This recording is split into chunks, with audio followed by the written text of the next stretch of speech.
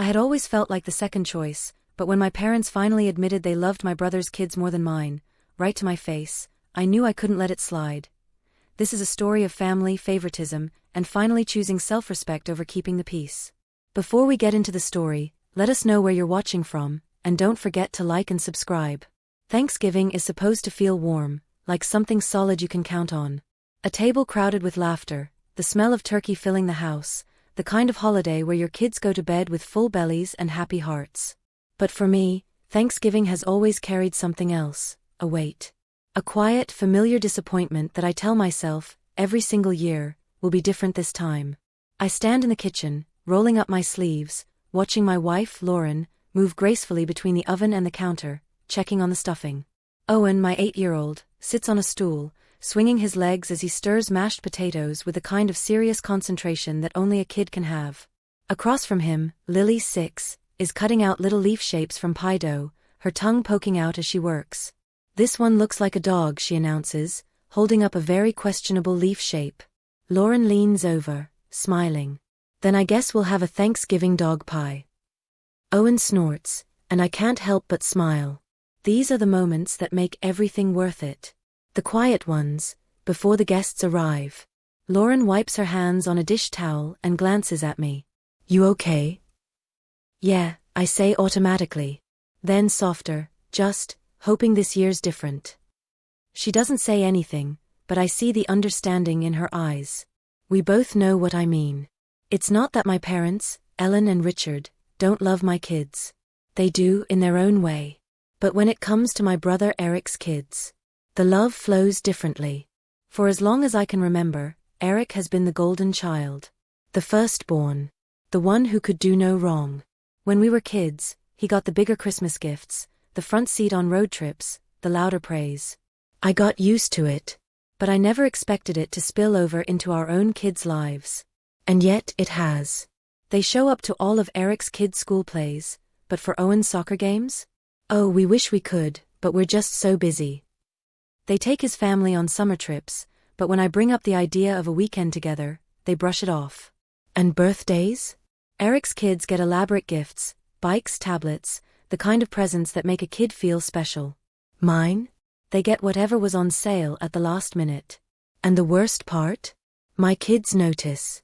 Owen never says anything, but I see the way he watches, the way he quietly places the sweater from Grandma at the back of his drawer, never wearing it. Lily doesn't hide it as well. Last Christmas she had blurted, "Why do they love them more than us?" I had no answer. So this year I had one hope, that they would at least make an effort for Owen's birthday. It's next week. If they show up with a thoughtful gift, if they even pretend to care equally, maybe I can tell myself I've been overthinking things. A timer dings, snapping me out of my thoughts. Lauren pulls the rolls from the oven, and I hear the familiar sound of a car pulling into the driveway. Showtime. I wipe my hands, force a smile, and walk toward the front door. Eric's family arrives first. His kids, Ryan 10 and Sophie 7, practically burst into the house like they own the place. Melissa, Eric's wife, follows behind, perfectly polished, carrying a tray of homemade cranberry sauce like she's stepping into a cooking show. And then my parents. The second they see Ryan and Sophie, their faces light up. My mom actually claps her hands together. "Oh, my sweet babies. Come here, let Grandma see you." She pulls them into a dramatic hug, cooing over how tall they've gotten, how much she's missed them. I stand there watching, waiting. Owen steps forward, looking hopeful. "Hi, Grandma." She barely glances at him. "Oh, hi, sweetie," she says, already turning back to Ryan. Lily inches toward my dad. "Grandpa, I made you something." She holds up her drawing, the one she's been so excited about. "Oh, nice, nice," he mumbles, barely looking at it before shoving his coat on the rack. I feel it like a slap. Lauren, standing next to me, squeezes my hand. We go through the motions. Drinks, small talk, setting the table. My parents talk non-stop about Eric's family. Ryan's baseball team won a championship. Sophie is learning piano. They're just so talented, so amazing. Owen clears his throat. "I got a 100 on my math test." Silence. My dad waves a hand vaguely. "That's great, buddy." Then, without missing a beat, he turns back to Eric. So tell me, how's work been? Owen shrinks back. I set my fork down, my stomach twisting. Lauren meets my eyes from across the table. She doesn't have to say anything, I already know what she's thinking. But I don't say anything. Not yet. Because maybe, just maybe, they'll prove me wrong. Dinner passes in a blur. The food is good, but I barely taste it. I'm watching, waiting. And then, after dessert, my mom pulls out the gifts. A huge bag, brightly wrapped, handed straight to Ryan and Sophie. They tear into it. A gaming console. Owen's mouth actually falls open. I wait. My hands are gripping the edge of the table. Then, finally, my mom turns to Owen. And we got you something too, sweetheart. She pulls out a bag and hands it over. Owen takes it, his small hands crinkling the plastic. He peeks inside. A toy car. A cheap one, the kind you find near the checkout aisle at a drugstore. I see his lip tremble. But my son, my sweet boy, just smiles. Thanks, Grandma. My chest burns. I look at Lauren, and she looks at me. And in that moment we both know, this isn't okay. Something inside me shifts. I don't say anything, not yet. But I know deep down, that this is the last Thanksgiving we'll ever spend like this. The evening drags on, but my mind is stuck on that moment. Owen, clutching that tiny toy car, forcing a smile like it's enough. Like he's okay with it. Lauren keeps shooting me these glances, her jaw tight, but she doesn't say anything. Not yet. She knows me well enough to tell I'm on the verge of breaking. My parents are completely oblivious. Oh Ryan, my mom says, resting her hand on his shoulder, how do you like the gaming console? Ryan grins, bouncing on the couch, already talking about all the games he's going to play. Meanwhile, Owen sits quietly beside him, the little car rolling back and forth in his hands. Lily frowns. How come they got a big present and we didn't? The room goes silent. Lauren stiffens beside me, her hand curling into a fist in her lap. My mom blinks, like she's surprised the question was even asked. Oh sweetie, she says lightly, waving a hand. It's just different, that's all. Different. That word tastes bitter in my mouth. Lily isn't satisfied. But why? Mom laughs. Like this is just some silly misunderstanding. Honey, Ryan and Sophie have been wanting that for ages. We just thought it would be a nice surprise. Lauren's voice is calm but sharp. And what about Owen? His birthday is next week. My mother's smile falters. Oh well, we'll figure something out for his birthday, of course. I see the truth written all over her face. They didn't forget. They just didn't care. I feel my chest tighten. I swallow down the anger, trying to keep my voice even. You didn't even ask what he wanted. Daniel, it's not a big deal, my dad says, frowning like I'm overreacting. They're just kids. They don't keep track of that stuff. Owen lowers his head. Lily crosses her arms. I keep track. I almost laugh at how blunt she is, but I don't. Because there's nothing funny about this. My mom sighs dramatically. Okay, if it's such an issue, we'll get Owen something bigger for his birthday. Lauren's face hardens. That's not the point. Mom purses her lips, looking irritated. I don't understand what you want from us, Daniel. I take a deep breath, my hands shaking slightly. I just want my kids to feel loved. Equally. My dad leans back in his chair, shaking his head. You're blowing this way out of proportion. And just like that, the conversation is over. At least, to them. But for me? This isn't over. Not even close. Owen excuses himself quietly, slipping away toward the stairs. I let out a breath and follow. When I reach the hallway, I see him sitting on the floor by his bedroom door, the little toy car in his lap. He doesn't look up. I kneel beside him. Hey, bud. He shrugs. It's okay, Dad. And that? That kills me. Because it's not okay. He just doesn't want to make me feel bad. I pull him into a hug, pressing a kiss to his temple. I love you, you know that? He nods against my chest. Yeah. And I make a silent promise to myself. This is the last time I will ever let him feel like this. Back downstairs, the conversation has moved on. My parents are chatting with Eric and Melissa like nothing happened, like my kids' feelings don't matter at all. Lauren is sitting stiffly on the couch, her lips pressed into a thin line. She's trying to keep it together, but I can see the way she keeps rubbing her fingers over her wedding ring, a small, tense movement. I sit next to her, resting my arm along the back of the couch. She leans in just slightly. I can't do this anymore. Her voice is barely a whisper, but I feel it like a shout. I don't answer. I just give her hand a squeeze, and we sit there in silence, both of us knowing the same thing. This is the last year we let this happen. I don't sleep that night. Lauren doesn't either. We lie in bed, staring at the ceiling, our hands inches apart but not touching. The weight of the evening sits between us like a boulder we're both too exhausted to move. I hear her exhale, slow and measured. You gonna say it? I swallow, my throat dry. Say what? She turns her head, looking at me through the dim light from the hallway. That this isn't just about tonight. It's never been about just one night. I close my eyes. Because she's right. This has been happening for years. Every Christmas, every birthday, every school play they conveniently couldn't make. Every time Eric's kids were praised while mine were barely acknowledged. Every single time I told myself I was overthinking it. That it wasn't that bad. But tonight, I saw it in Owen's eyes. It is that bad. And it's not going to stop unless I do something about it. The next morning, the house feels too quiet. Owen and Lily are playing in the living room, but they aren't their usual giggling, energetic selves. They're quiet. Careful. Lauren is in the kitchen, washing the same mug for 5 minutes straight. And me? I'm standing by the front door, phone in my hand, staring at my parents' names on the screen. I could let it go. I always have before.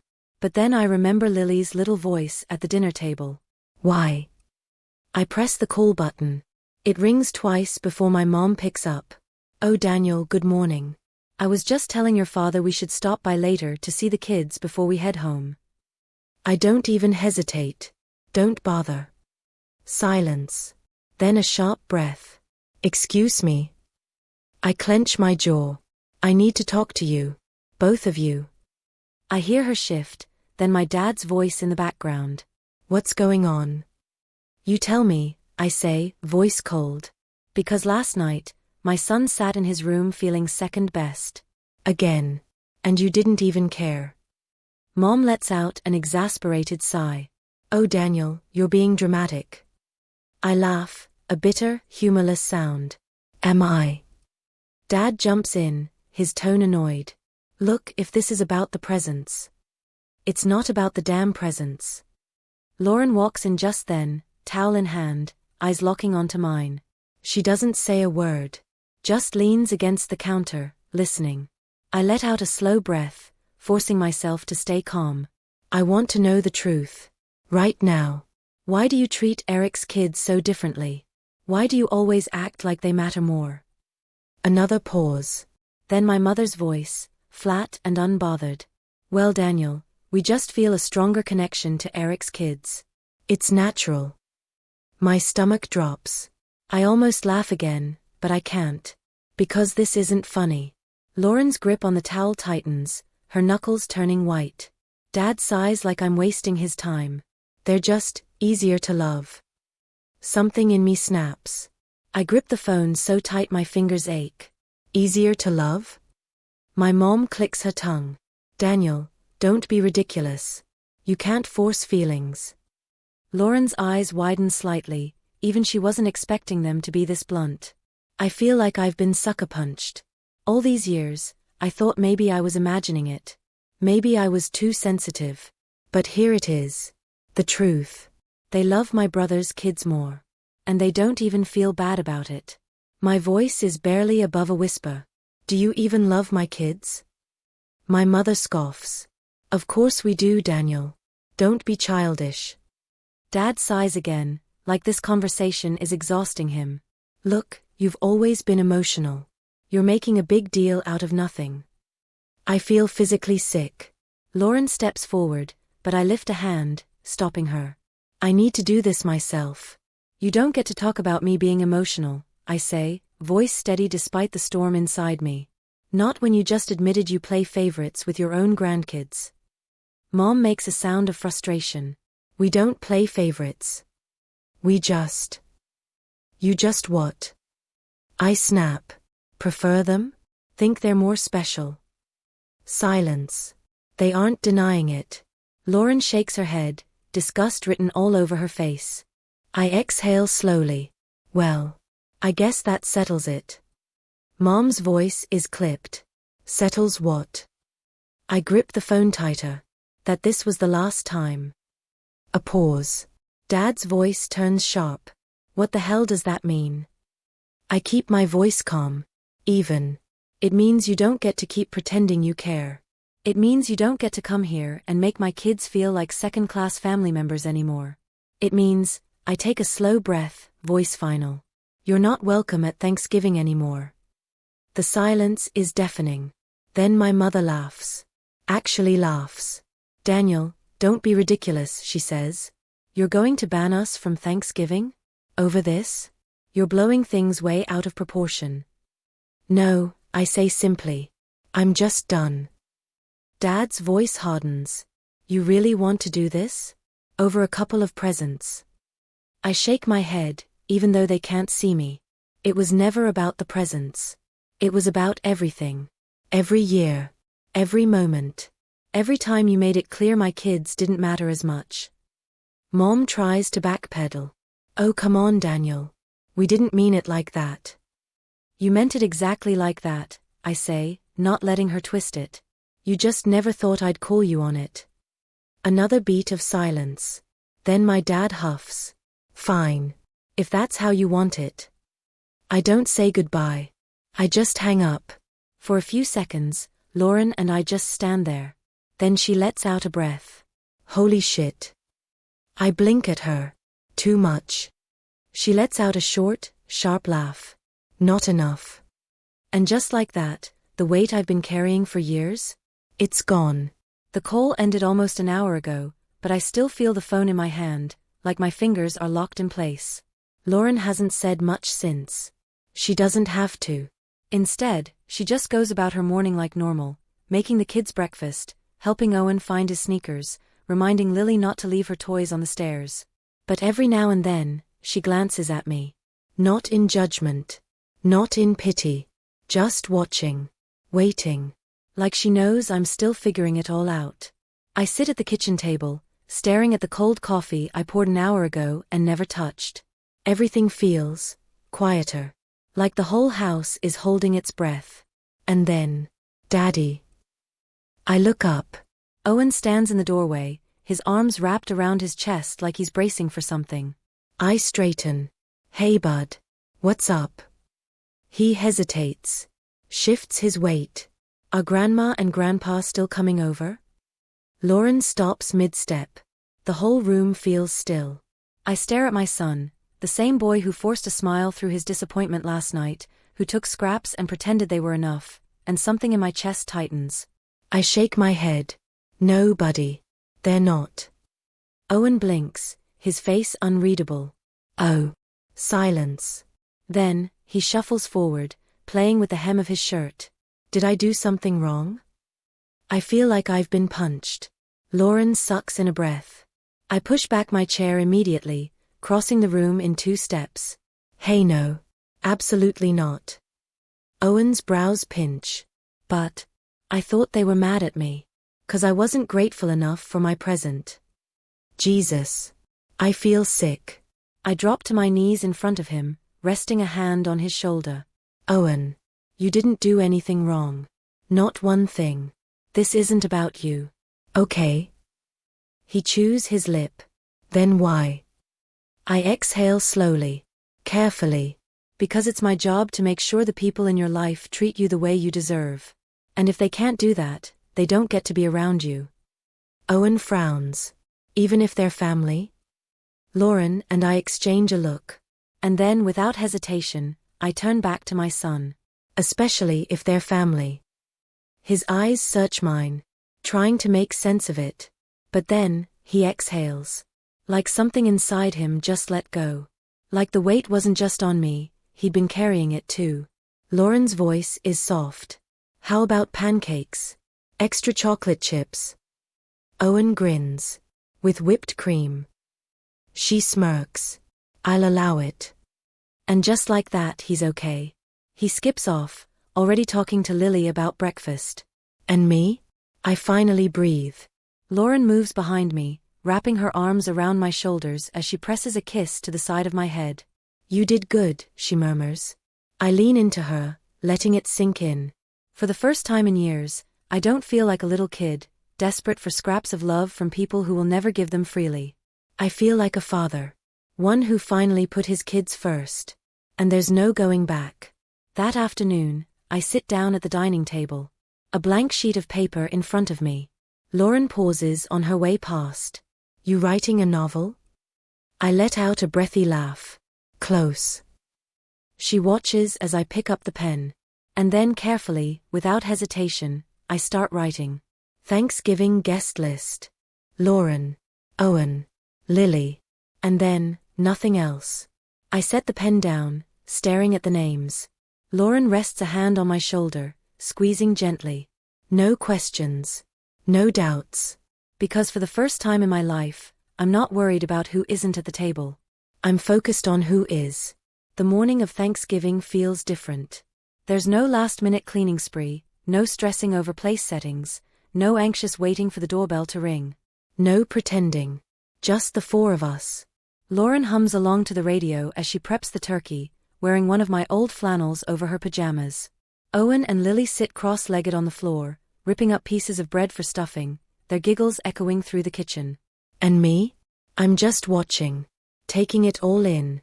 Because for the first time in years, I don't feel like I'm bracing for something.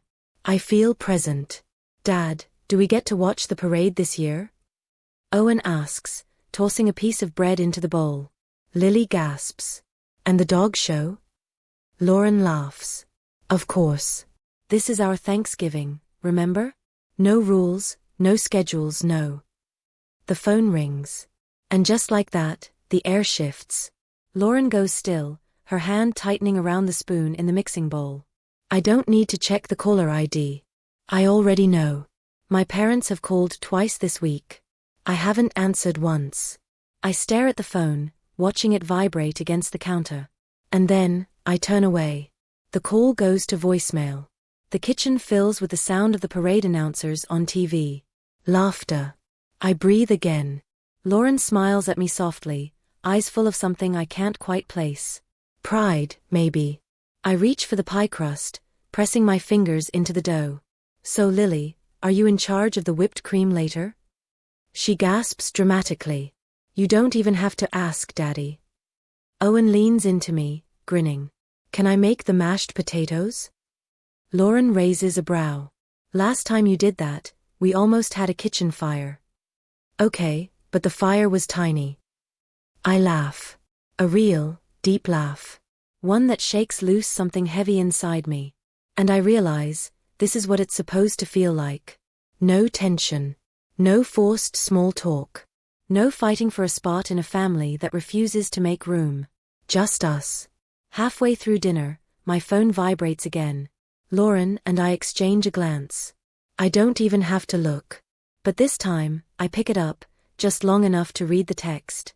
Mom, are you really serious about this? That's it. No apology. No regret. Just disbelief that I would actually follow through.